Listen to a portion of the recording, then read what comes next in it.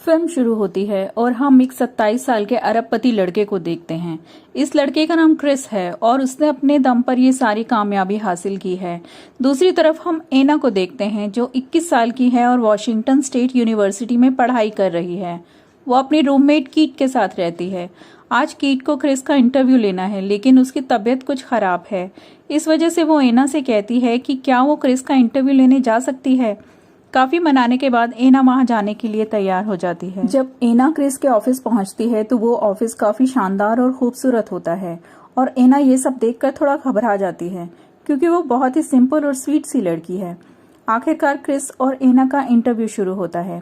एना को पहले लगता है कि क्रिस के अंदर बहुत एटीट्यूड है, वो बहुत अमीर है तो शायद उसके अंदर घमंड हो, लेकिन जैसे जैसे वो क्रिस से बातें करना शुरू करती है तो उसे पता चलता है कि क्रिस बहुत ही सिंपल और हार्ड वर्किंग है। उसने अपने दम पर यह सब हासिल किया है। इस इंटरव्यू का टाइम सिर्फ 10 मिनट का था, लेकिन बातों बातों में इन दोनों को उस 10 मिनट का पता ही नहीं चलता कि वो टाइम कब बीत गया और ये इंटरव्यू लंबा होता चला जाता है। क्रिस एना से पूछता है कि वो क्या करती है तो एना उसे बताती है कि वो कॉलेज में पढ़ाई कर रही है। क्रिस उसे कहता है कि कॉलेज के बाद वो उसका ऑफिस ज्वाइन कर सकती है, लेकिन एना मना कर देती है क्योंकि उसे लगता है कि इन लोगों के साथ वो यहाँ ऑफिस में फिट नहीं हो पाएगी। अब इन सब बातों के बाद इनका इंटरव्यू खत्म हो जाता है और एना वहां से चली जाती है। जब एना अपने रूम में पहुंचती है तो कीट उससे पूछती है कि तुम्हारा इंटरव्यू कैसा रहा, तुम्हें क्रिस कैसा लगा। एना बोलती है कि वो बहुत ही स्मार्ट और हार्ड वर्किंग है। ये सब सुनने के बाद कीट को समझ आ जाता है कि एना क्रिस को पसंद करने लगी है। अब एना क्रिस के बारे में सोचती रहती है। वो अपनी क्लास में भी अपने ही ख्यालों में खोई रहती है। अगले दिन अचानक क्रिस एना की शॉप पर पहुंच जाता है जहां पर वो काम करती थी, क्योंकि वो भी कहीं ना कहीं उसे पसंद करने लगा था। एना उसे देखकर काफी ज्यादा हैरान हो जाती है तो क्रिस कहता है कि वो वहां से गुजर रहा था और उसने एना को देखा, इसलिए वो वहां पर कुछ सामान लेने के लिए आ गया। अब यहाँ पर वो कुछ सामान खरीदता है और जाने लगता है तो एना उससे कहती है कि उसके इंटरव्यू के लिए क्रिस की कोई फोटो नहीं है, तो क्या वो फोटोशूट करवा सकता है। इसके बाद क्रिस का एक फोटोशूट होता है जहां पर एना भी होती है। इस फोटोशूट के होने के बाद एना क्रिस के साथ कॉफी पीने जाती है, जहां पर उन दोनों में काफी बातें होती हैं। तो एना उसे अपनी मॉम के बारे में बताती है कि उनकी 2 शादी हो चुकी हैं और उन्होंने अब तीसरी शादी भी कर ली है, और वो अपने बारे में भी बताती है कि वो बहुत ही सिंपल है। उसकी ये सब बातें सुनकर क्रिस को लगता है कि वो उसके टाइप की नहीं है, इसलिए वो वहां से जाने लगता है। जब वो दोनों रास्ते में होते हैं तो एना उससे पूछती है कि क्या तुम्हारी कोई गर्लफ्रेंड है, तो क्रिस कहता है कि मुझे ये सब चीजें पसंद नहीं हैं, मैं डायरेक्ट सेक्स करना पसंद करता हूँ। तभी वहां से एक कार तेजी से गुजरती है तो एना को बचाने के चक्कर में वो दोनों क्लोज आ जाते हैं।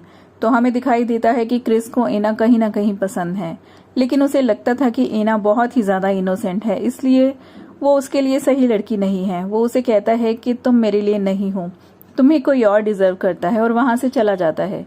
ये सारी बातें सुनने के बाद एना भी बहुत गुस्सा हो जाती है और उसी रात को वो अपनी रूममेट कीट के साथ पार्टी करने जाती है और खूब ड्रिंक करती है। वो ड्रिंक करने के बाद क्रिस को कॉल करती है और बोलती है कि मैं तुम्हारी सारी महंगी किताबें और जो तुमने मुझे गिफ्ट दिए हैं वो वापस कर रही हूँ। तो क्रिस को पता लग जाता है कि एना ने बहुत ज्यादा ड्रिंक कर रखी है, इसलिए वो एना से कहता है कि मैं तुम्हें लेने आ रहा हूँ। और इधर हम देखते हैं कि एना का दोस्त उसे जबरदस्ती किस करने की कोशिश करता है, लेकिन उसी टाइम पर क्रिस वहां आ जाता है और उसे दूर हटाता है। एना वहीं बेहोश हो जाती है और क्रिस उसे लेकर अपने होटल में आता है। जब एना की आंख खुलती है तो वो क्रिस के बेड पर होती है। क्रिस उसे कहता है कि तुम्हें टेंशन लेने की जरूरत नहीं है, हमारे बीच में कुछ भी नहीं हुआ है। क्रिस कहता है कि मैं तुम्हें किस करना चाहता हूँ, लेकिन मैं तुम्हें अभी टच नहीं करूंगा जब तक हम पेपर वर्क ना कर लें। ये सुनकर एना थोड़ा कंफ्यूज हो जाती है क्योंकि वो भी उसे किस करना चाहती थी, लेकिन ये पेपर वर्क वाली बात उसे समझ नहीं आती कि क्रिस ऐसा क्यों कह रहा है। इसके बाद ये दोनों लिफ्ट में जाने लगते हैं और लिफ्ट में क्रिस का मूड अचानक बिगड़ जाता है और वो एना को बिना पेपर वर्क के ही किस कर देता है।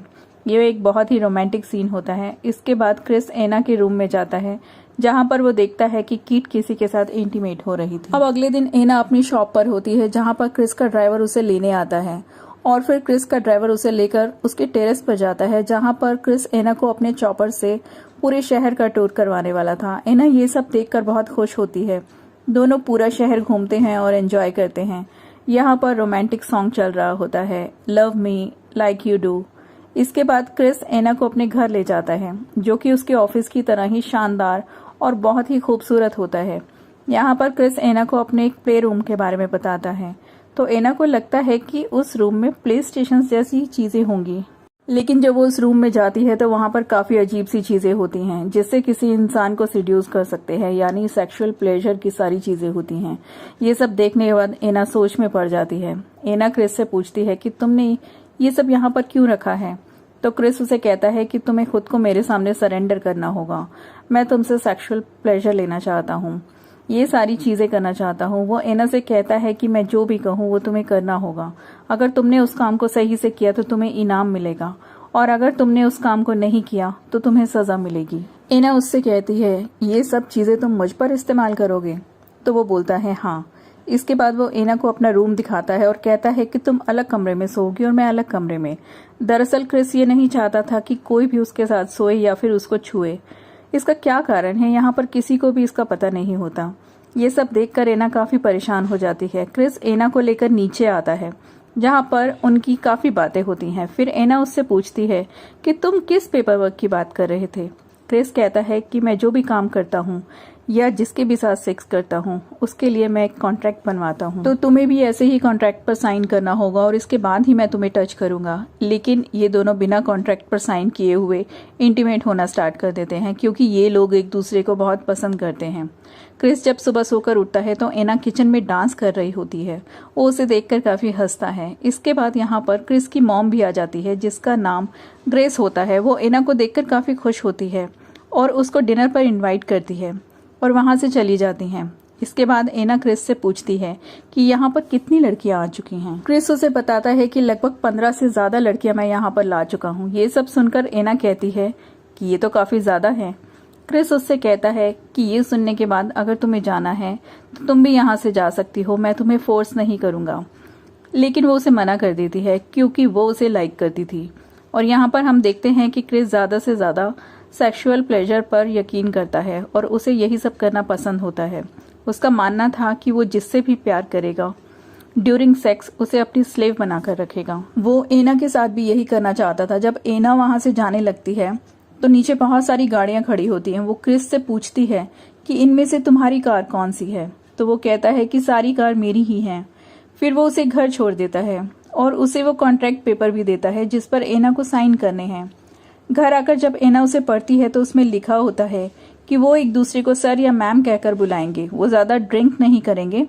जब तक वो दोनों एक दूसरे के साथ रिलेशन में हैं, किसी और के साथ घूम नहीं सकते और ना ही किसी और के साथ इंटीमेट हो सकते हैं। इन दोनों को अपनी सेहत का ध्यान रखना होगा। जब भी क्रिस एना को सेक्स करने के लिए कहे तो उसे रेडी रहना होगा।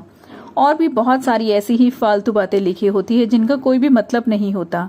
ये सब पढ़कर एना को समझ आ जाता है कि क्रिस को क्या चाहिए और ये भी कि क्रिस उसके लिए नहीं बना है। वो क्रिस को मेल भेजती है कि नाइस टू नोइंग यू। उस कॉन्ट्रैक्ट को पढ़कर वो नहीं चाहती कि वो क्रिस के साथ रहे। अब जब ये मेल क्रिस पढ़ता है तो वो एना से मिलने आ जाता है क्योंकि वो नहीं चाहता था कि एना उससे दूर जाए और वो दोनों यहाँ पर इंटीमेट होना शुरू हो जाते हैं। वो खुद को रोक नहीं पाते। इंटीमेट होने के बाद एना क्रिस से कहती है कि उस कॉन्ट्रैक्ट में कुछ अजीब बातें लिखी हैं जिन्हें मैं चेंज करवाना चाहती हूँ। फिर दोनों की एक प्रोफेशनल मीटिंग होती है जहाँ पर एना कॉन्ट्रैक्ट की कुछ बातों को चेंज करवा देती है। लेकिन अभी भी उसे ऐसा लगता है कि क्रिस को सिर्फ फिजिकल प्लेजर ही चाहिए और उसे एना को पेन देने में ही मजा आता है। इसलिए एना वहां से जाने लगती है और क्रिस को अपनी कार दिखाती है जो कि बहुत ही सिंपल होती है।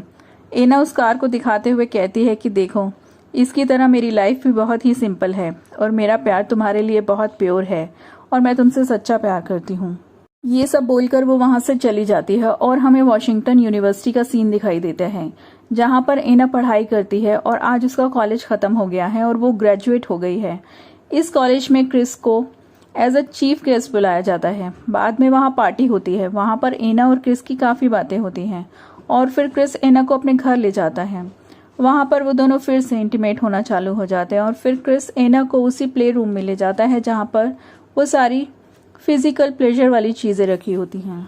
वो एना पर वो सारी चीजें यूज करता है और फिर उसके साथ सेक्स करता है। इसके बाद वो एना को अपनी फैमिली से मिलवाने ले जाता है जहाँ पर उसके डैड, उसकी मॉम और उसकी बहन होती है। ये सारे लोग साथ में बैठकर डिनर करते हैं और बहुत अच्छा टाइम स्पेंड करते हैं। यहाँ पर क्रिस और एना के बीच में रोमांटिक मोमेंट्स भी आते हैं। फिर एना क्रिस को टच करने की कोशिश करती है लेकिन वो मना कर देता है। इस बात से एना काफी गुस्से में आ जाती है और बोलती है कि तुम मुझे खुद को छूने क्यों नहीं देते। लेकिन इसका क्रिस के पास कोई जवाब नहीं होता। वो कभी भी एना को खुद को छूने नहीं देता था, वो बस उसके साथ इंटीमेट होता था। लेकिन जब भी एना उसे टच करना चाहती थी तो वो उसे रोक देता था। और वो यहाँ पर एना को बताता है कि जिस औरत से वो मिली थी वो उसकी अपनी माँ नहीं है, उसकी असली माँ नशा करती थी और जब वो 4 साल का था तब उसकी मौत हो गई थी। अपनी मॉम की वजह से वो ऐसा हो गया। ये सब बातें सुनने के बाद एना क्रिस को बताती है कि वो अपनी मॉम के पास कुछ दिनों के लिए जॉर्जिया जा रही है, उसे कुछ दिन का ब्रेक चाहिए। इसके बाद एना एक फ्लाइट से अपने घर जाती है और वहां पर उसके मॉम और डैड होते हैं। लेकिन थोड़े ही दिन के बाद एना क्रिस को मिस करने लगती है और उसे मैसेज करती है कि काश तुम यहाँ पर होते, और फिर क्रिस से भी नहीं रहा जाता, वो भी वहां पर पहुंच जाता है। फिर क्रिस और एना एक एडवांस प्राइवेट प्लेन में बैठकर एक दूसरे के साथ हवा में उड़ते हैं और मजे करते हैं। फिर एना वापस न्यूयॉर्क आ जाती है और वो आते ही क्रिस से मिलती है।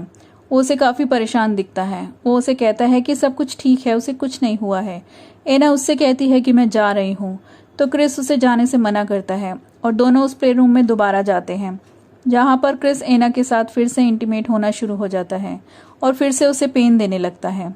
ये दोनों जब इंटीमेट होने के बाद नीचे आते हैं तो एना उससे पूछती है, तुम हमेशा मुझे सजा क्यों देना चाहते हो? क्रिस कहता है कि मुझे ऐसा करने में काफी अच्छा लगता है, तुम्हें सजा देने में मुझे अच्छा फील होता है। एना कहती है कि ठीक है, अगर तुम्हें यही पसंद है तो तुम मुझे दोबारा सजा दो। दोनों फिर उसी प्ले रूम में जाते हैं, जहाँ पर क्रिस एना को फिर से एक रस्सी से बांधता है और 10 तक गिनते हुए उसे बहुत मारता है। एना को काफी पेन होता है, लेकिन वो सब कुछ सह लेती है। फिर जब गिनती 10 तक कंप्लीट हो जाती है तो एना वहां से जाने लगती है और बोलती है, तुम यही चाहते थे ना, अब तुम्हें खुशी मिल गई। और जब क्रिस उसके पास आता है तो एना उससे कहती है कि मैं तुमसे सच्चा प्यार करने लगी थी, लेकिन तुम्हें सिर्फ सेक्सुअल प्लेजर चाहिए। और फिर वो बोलती है कि तुम दोबारा मेरे पास मत आना। क्रिस वहां से चला जाता है। इसके बाद एना बहुत रोती है क्योंकि वो क्रिस से प्यार करने लगी थी और उसे समझ नहीं आता कि क्रिस ऐसा क्यों करता है, उसे सिर्फ सजा देने में क्यों मजा आता है। अब सुबह हो चुकी है और एना उसे छोड़कर हमेशा के लिए वहां से जा रही होती है। वो क्रिस से बोलती है कि मुझे मेरी कार वापस दे दो, तो क्रिस उसे कहता है कि वो कार तो मैंने बेच दी। एना उससे कहती है कि ठीक है, उसके जो भी पैसे मिले हैं वो मुझे दे देना। तो क्रिस कहता है कि ठीक है, मैं तुम्हारा चेक तुम्हें भेज दूंगा। फिर क्रिस उससे कहता है कि क्या मैं तुम्हें घर तक छोड़ सकता हूँ? तो एना उसे साफ मना कर देती है और बोलती है कि मैं तुमसे दूर रहना चाहती हूँ, क्योंकि वो क्रिस से काफी ज्यादा नाराज थी। वो क्रिस से प्यार करती थी, लेकिन जैसा वो एना से एक्सपेक्ट कर रहा था वो वैसा नहीं कर सकती थी। इसके बाद वो वहां से चली जाती है और इसके बाद दोनों एक दूसरे को काफी मिस करते हैं और हर वक्त एक दूसरे के ख्यालों में खोए रहते हैं। इसके बाद क्रिस को भी रियलाइज होता है कि उसे एना के साथ वैसा नहीं करना चाहिए था। और यहाँ पर इसके आगे की कहानी हमें अगली फिल्म में दिखाई जाएगी, जो कि इसका अगला पार्ट है। और इसी के साथ ही ये फिल्म यहाँ पर खत्म हो जाती है।